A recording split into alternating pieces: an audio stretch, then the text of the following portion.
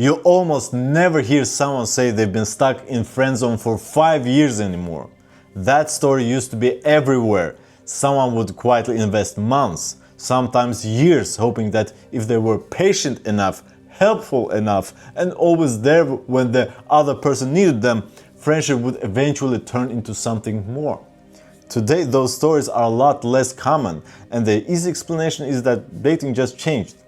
I think something deeper changed first: what people actually expect from each other. You've probably heard the friend zone explained the simple way. One person develops feelings, the other person doesn't feel the same, end of story. But that explanation skips over something important, because rejection has always existed and people have always liked someone who didn't like them back. The real question is why so many people used to stay in that situation for months or years, quietly hoping their effort would eventually change the outcome, and why far fewer people seem willing to do that today. A better way to think about the friend zone is an unspoken deal between two people who usually wanted different things.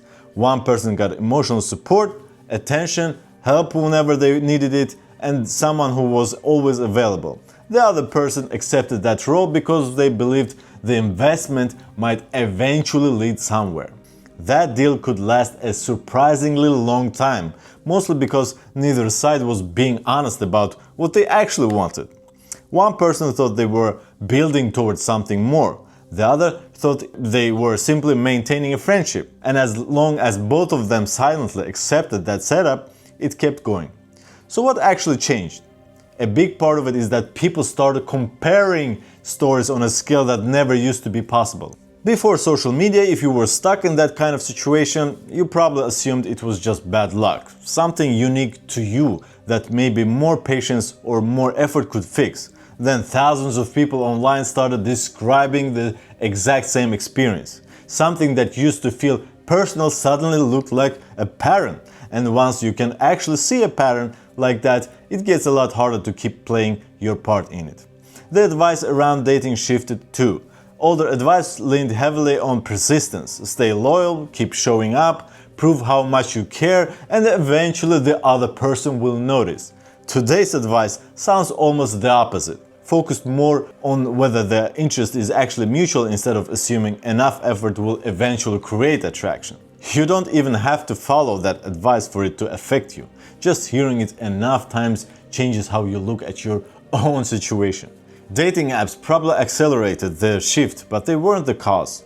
They simply made it easier to move on once people had already started questioning whether waiting indefinitely made sense. None of this means women got worse at dating, and it doesn't mean men suddenly got wiser about it either. What actually changed is simpler.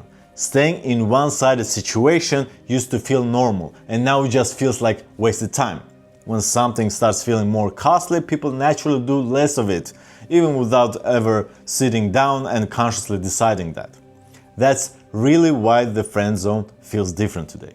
It hasn't disappeared, and people will always develop feelings that don't get returned. What's changed is how long people are willing to sit in that uncertainty before deciding their time is better spent somewhere else. Maybe that's why you rarely hear anyone talk about being stuck in the friend zone for years anymore. The feelings never went away. The patience did. And that's usually how these things work. A pattern doesn't disappear because the situation disappears. It fades out because enough people quietly stop agreeing to the rules that kept it running in the first place.